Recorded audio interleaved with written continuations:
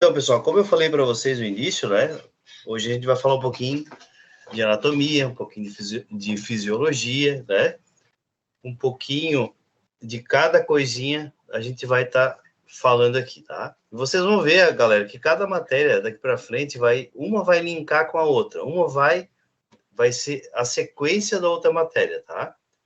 Um detalhezinho lá que escapou em bioquímica, que muitas vezes passou batido por vocês, enfim, vocês vão ver agora nas próximas matérias que uma coisa vai puxar a outra, tá? Tá certo? Então vamos lá. Galerinha, para mim aqui aparece muito pequeno essas imagens, tá? Até tentei aumentar, mas não achei nenhuma função que possa aumentar as imagens, tá? E aqui, nessa imagem, né, a gente vai mostrar um pouquinho, né, de como o nosso alimento, né, ele entra pela boca, vai passando pelo esôfago, né, chega no nosso estômago, todo o bolo alimentar é processado, né, depois de ser processado, né, de passar pela máquina de lavar, que tem muitas comparações de estômago com a máquina de lavar, né, a função do estômago justamente é essa, é bater os alimentos, né, formar o bolo alimentar. Depois esse alimento ele é destinado, né, ao nosso intestino, onde é quebrado, começa a quebrar partículas, né, desses alimentos, e uma boa parte é enviada à nossa corrente sanguínea para a nossa manutenção, tá? A outra parte, né, é o nosso bolo, né, fecal, que nós sabemos o destino, né? Então vamos lá. Primeiramente, né, você faz a ingestão do alimento pela boca, né? Como a gente viu ali na figura, tá?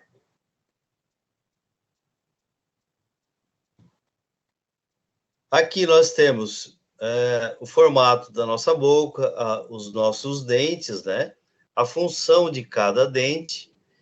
E um detalhe importante, vocês sabiam também que os dentes são considerados órgãos do nosso corpo?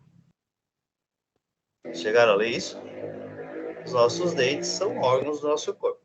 Pode ser pegadinha também isso aí, pode ser questão de prova, tá, pessoal?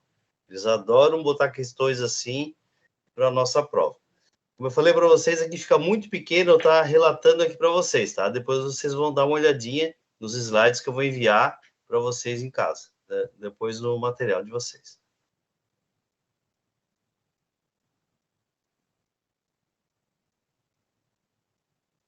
Outras estruturas extremamente importantes, pessoal, no processo da mastigação e trituração são os nossos dentes.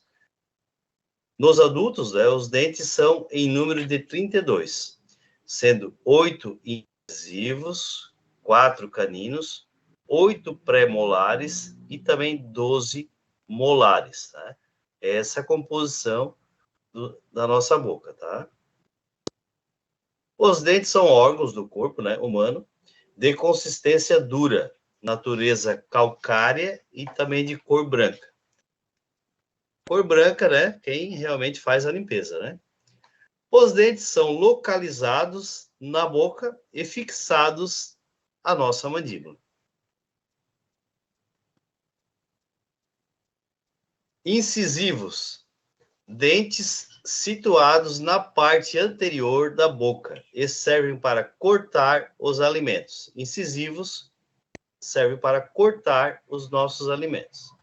Os caninos possuem formato, né, pontiagudo e servem para rasgar os alimentos. Pré-molares e molares possuem a função de triturar os alimentos e localizam-se na porção posterior da boca. Tá? Os seres humanos possuem na sua primeira dentição 20 dentes de leite, né, também chamados de decíduos, tá? Sendo este o primeiro conjunto de dentes que aparecem em humanos. 10 dentes na parte superior e 10 dentes na parte inferior. Tá? Após os 6 anos, os dentes de leite, né, começam a cair e surge a dentição permanente. Esta é formada, pessoal, por 32, 16 dentes superiores e também 16 dentes inferiores.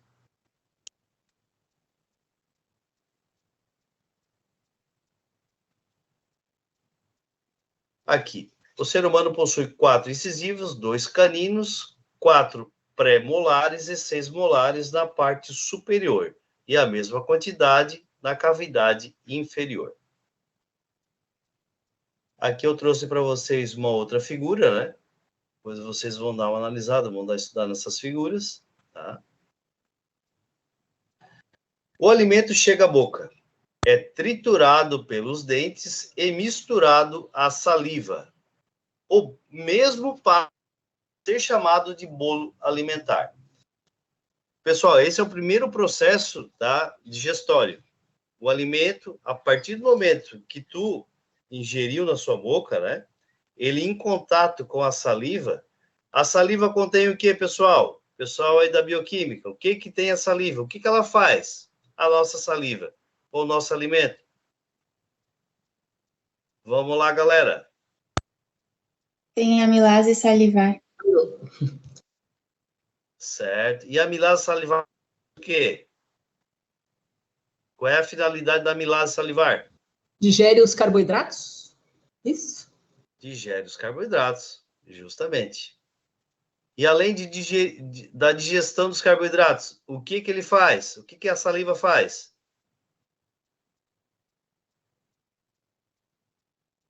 E aí, galera? Modifica o pH? Modifica o pH. Muito bem. Foi a Karen, né? Foi. Beleza. Isso aí, galera. Fase esofagiana. Né? Nós temos ali movimentos involuntários. Nós não conseguimos dominar, né? Nós não conseguimos dominar essa movimentação, tá?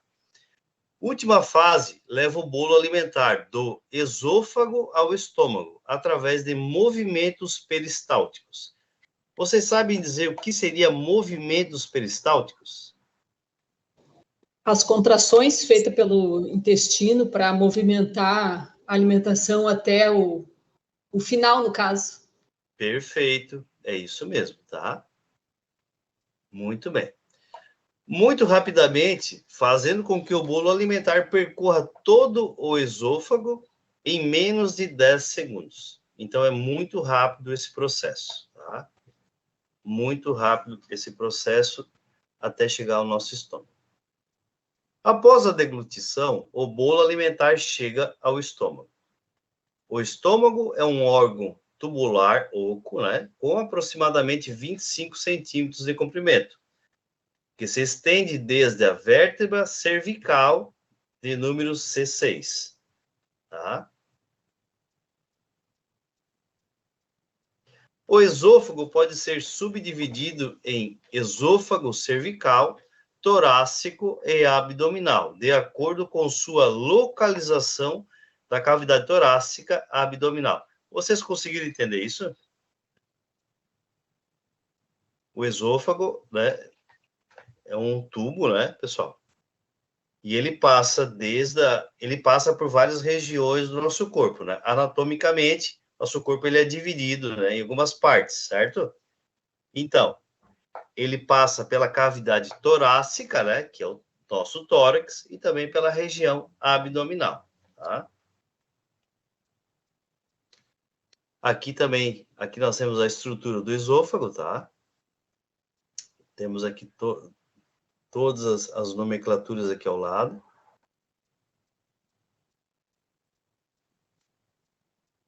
Aqui já é a imagem do nosso estômago, tá, pessoal? Nosso estômago é assim, ó, lindo, bonitão, bem rugosão, que tem muitas funções, né, galera? O alimento finalmente chegou ao estômago. Esse órgão possui diversas funções, desde o armazenamento temporário do bolo alimentar até a secreção ácida, entre outros que serão abordados adiante. Tá? Neste órgão, temos uma coluna de células secretoras, que são as glândulas gástricas.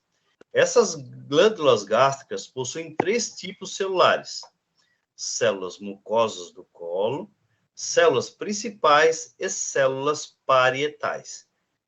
Gravem essas 3, galera. Isso é prova. Isso é questão de prova, tá? Eles vão perguntar. Vocês podem ter certeza. Classifique as 3 glândulas, né, gástricas. Quais são? Quem sabe cai na prova de vocês aí. Então, vamos lá. Células mucosas do colo, células principais e células parietais. Beleza?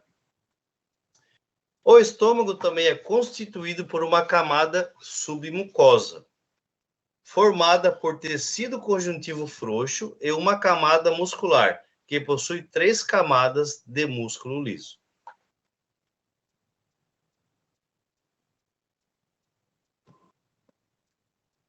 Como o seu estômago produz ácido? E agora? O que vocês acham? Como o nosso estômago ele é capaz de produzir o ácido? Pessoal, uma outra perguntinha que eu vou fazer aqui para vocês e gostaria que alguém me respondesse no final da nossa aula. Tá? Alguém vai me responder essa pergunta. Podem anotar essa pergunta. Sabemos que o nosso estômago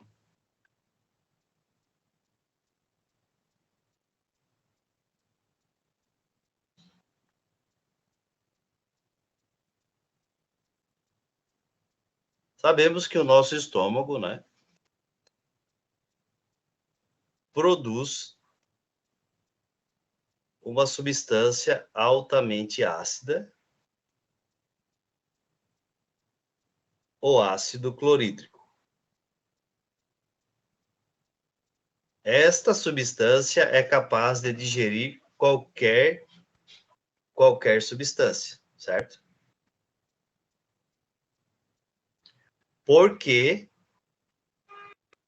esse ácido não consome o nosso próprio estômago.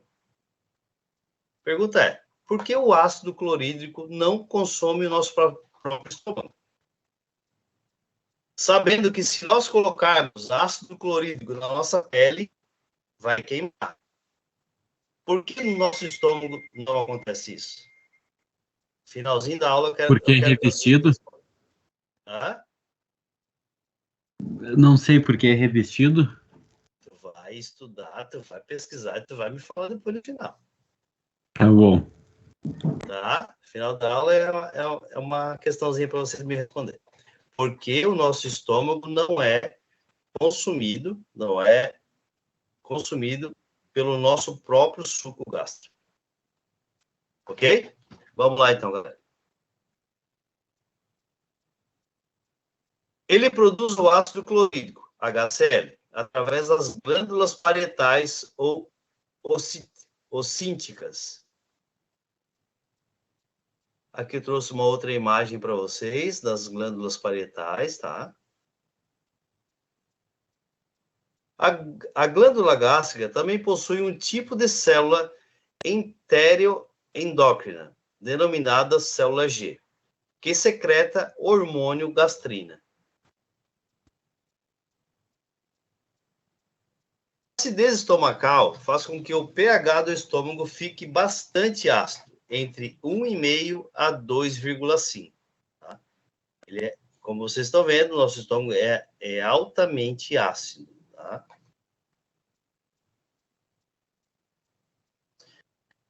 Ao se misturar com o ácido estomacal, o bolo alimentar passa a se chamar de quimo. O quimo agora chega à porção inicial do intestino delgado, do duodeno, onde continuará o seu processo de digestão. Então, pessoal, quando nós nos alimentamos, né, quando começa o processo digestório, quando ele entra em contato com o suco gástrico, né, é formado o quimo, tá? Daqui para frente a gente vai falar de quimo, certo? O quimo é todo o nosso alimento, né, que foi triturado e misturado com o suco gástrico, tá?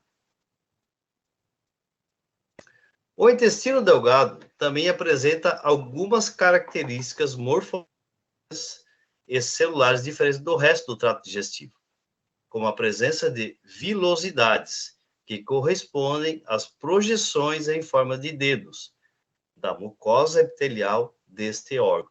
Tá?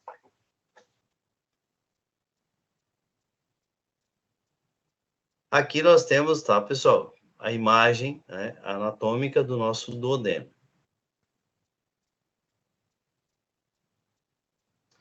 Além dessas vilosidades, temos as microvilosidades, que correspondem às projeções da membrana apical de células absortivas. Também voltaremos a falar dessa estrutura, tá? A próxima porção do intestino delgado a ser percorrida pelo quimo é o jejum, segunda porção do intestino delgado. A inserção entre duodeno e jejum. As microvilosidades existentes no intestino delgado são capazes de aumentar a área absortiva.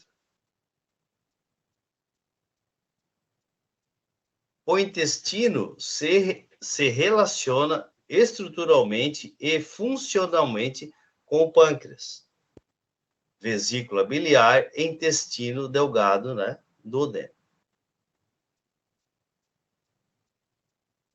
Uma vez que você possui fome e tem apetite pelo prato de macarrão, precisamos, né, ingerir a comida. Para isso, necessitaremos do processo de deglutição.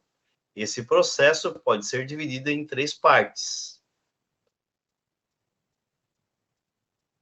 Um estágio voluntário que inicia o processo de deglutição, denominado fase oral. Um estágio faríngeo, que de maneira involuntária se refere à passagem do alimento da faringe ao esôfago. E, por último, por um outro estágio involuntário, que leva o alimento do esôfago ao estômago, denominado fase ensofagiana. Tá? Pessoal, estão todo mundo conseguindo acompanhar? Vocês estão vendo que é bem teórico, né? Não tem muito o que está pensando. Vocês têm que ler realmente o conteúdo, né? Para estarem fixando, tá? Movimentos peristálticos descritos no esôfago estão diretamente relacionados ao processo de deglutição. E, normalmente, uma única onda peristáltica é capaz de conduzir o alimento desde a faringe até o estômago. Né? Essa onda se chama onda primária, tá, galera?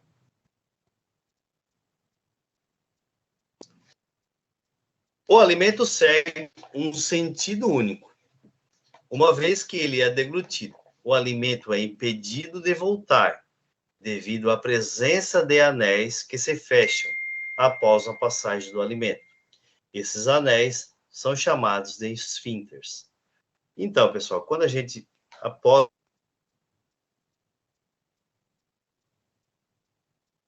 ele vai se fechar, né? Porque esse alimento, logicamente, ele não vai poder voltar, certo? Imagine vocês se a gente estiver comendo, né? Meio que inclinado. Se nós não tivéssemos esse alimento, ele voltaria, né? Da mesma forma que entrou. Então, eles têm justamente essa finalidade de bloquear, de fechar, né? Função do estômago: armazenamento. Atua como reservatório temporário que chega a ele. Secreção de H+. O objetivo é destruir micro-organismos patogênicos e converter o pepsinogênio em forma ativa. Tá? É justamente por isso, pessoal, que quando a gente se alimenta, né, Porque tentem vocês imaginar quantos alimentos nós consumimos, né? E a gente não consegue ver isso, lógico, somente através do microscópio. Quanta bactéria muitas vezes estão presentes nesses alimentos, né? Quantos patógenos de alto risco, né, estão presentes. Porém, quando eles caem no nosso estômago, né, eles são imediatamente destruídos pela ação do ácido clorídrico e também pela secreção desse hidrogênio, que é altamente, né, destrutivo para esses patógenos, tá certo?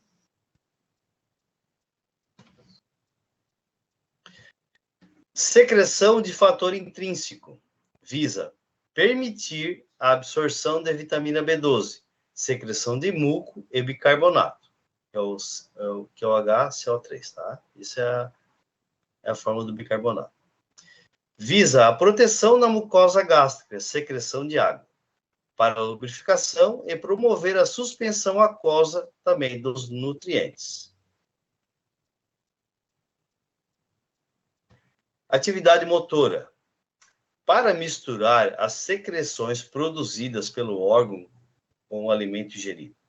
Atividade motora coordenada, com o objetivo de regular o esvaziamento do conteúdo para o duodeno, né, que seria a primeira porção do intestino delgado.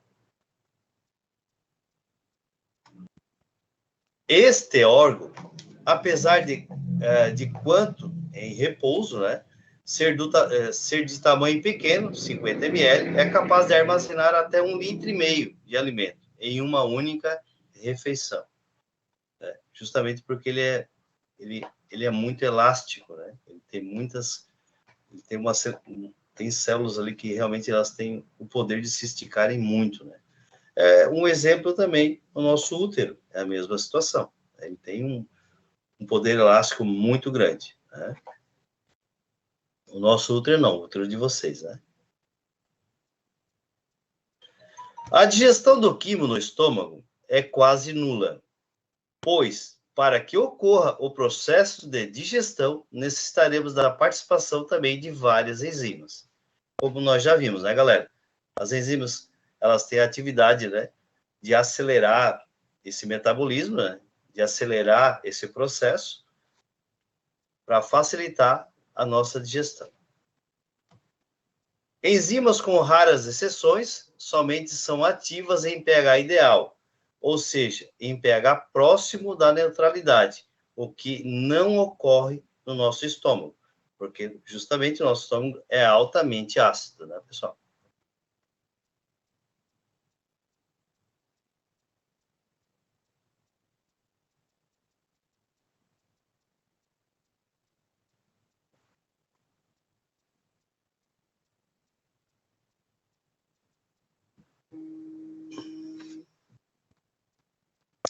Então, pessoal, nesse tópico, né, a gente vai entender, né, o longo caminho que o alimento percorre, desde a entrada na boca, como ele é absorvido, né, e transformado em energia, até a eliminação dos restos não aproveitados após a digestão, pelo nosso sistema digestório. A bucocavidade oral,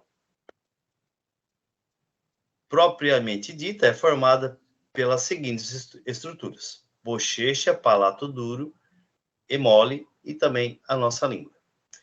De acordo com os anatomistas, é descrita como a cavidade oval que liga o tubo digestório e o meio externo. Pessoal, o conteúdo que eu preparei para vocês foi esse, tá? Não quero me estender muito, porque depois aqui já começa a dar uma complicadinha. Então, a gente, nessa primeira pegada, nós trabalharemos somente com a unidade 1, tá? Vou passar para vocês, no grupo, algumas questões para vocês fazerem, tá? E estamos abertos aí para perguntas e qualquer eventual dúvida de vocês, tá certo? Vou mandar lá para vocês no grupo as questões. São questões bem tranquilas, tá?